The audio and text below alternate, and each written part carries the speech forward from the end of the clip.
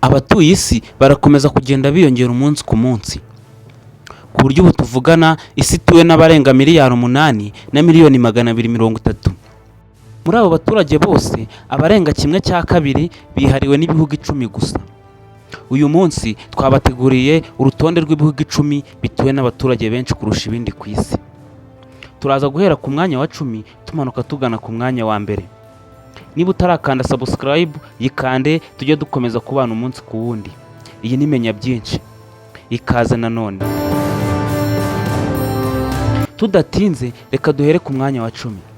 Ku mwanya wa 10 turasanga igihugu cya Ethiopia. Ethiopia ni igihugu giherereye ku mugabane wa Afurika, kikaba gituwe na miliyoni 132,060,000. Ku mwanya wa 9 turasanga igihugu cy'Uburusiya. Iki gihugu uretse kuba ari cyo kinini mu buzo ku isi, ni n'igihugu cy'igihangange mu bya gisirikare, kiyoborwa na Vladimir Putin. Iki gihugu ubutaka bwacyo bukora ku migabane 2, nibyo wabyumvise neza. Iki gihugu gikora ku mugabane w'Uburayi, kikongera kikanakora ku mugabane wa Aziya. Ni igihugu kinini cyane. Iki gihugu gituwe na miliyoni 144,820. Twikomereze ku mwanya wa 8. Ku mwanya wa 8 turasanga igihugu cya Bangladesh. Bangladesh ni igihugu giherereye ku mugabane wa Aziya. Iki gihugu gituwe na miliyoni 173,560. Twagiye ku mwanya wa 7. Ku mwanya wa 7 turasanga igihugu cya Brazil. Brazil ni igihugu giherereye aho bita muri Amerika Latine. Iki gihugu giherereye mu majyepfo ya Amerika, gituwe na miliyoni 212. Kikaba giherereye nyine nk'uko nakomeje kubivuga ku mugabane wa Amerika y'Amajyepfo. Ku mwanya wa 6 turasanga igihugu cya Nigeria. Nigeria ni igihugu cy'igihangange ku mugabane wa Afurika, akaba ari nacyo gihugu gikize ku mugabane wa Afurika. Kikaba ari nacyo cya mbere cyihariye umuziki mu bijyanye no kwamamara, kuko nicyo gifite abahanzi bazwi cyane ku mugabane wa Afurika. Gifite umuziki wihagazeho, umuntu yavuga ko ari Amerika yo muri Afurika.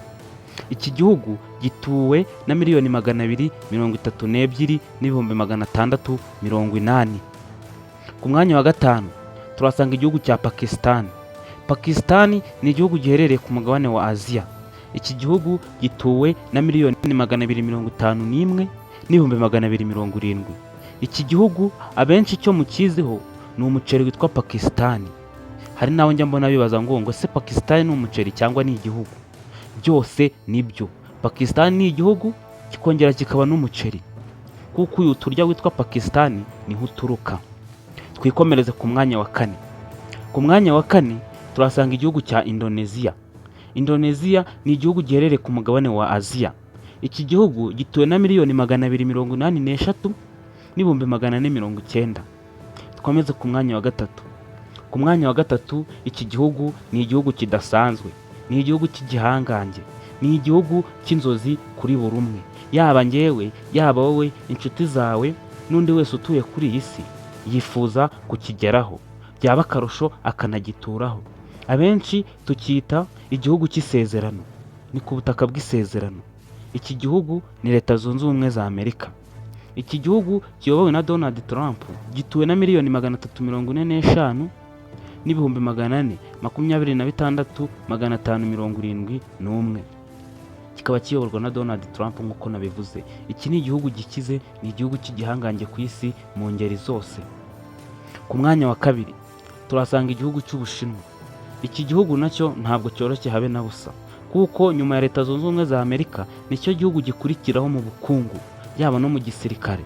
Ni igihugu cya 2 gihagazeho ku isi.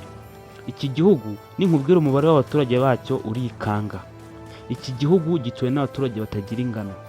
Gituwe n'abaturage miliyari 1,419,320 n'abaturage 278. Icyo ni igihugu cy'Ubushinwa kiri ku mwanya wa 2. Ku mwanya wa mbere tudatinze turasanga igihugu cy'Ubuhinde. Ubuhinde butuwe na miliyari 1,450,935 n'abaturage 791. Iki gihugu giherereye ku mugabane wa Aziya. ndetse n'iki cy'Ubushinwa kiri ku mwanya wa kabiri nacyo giherereye ku mugabane wa Aziya.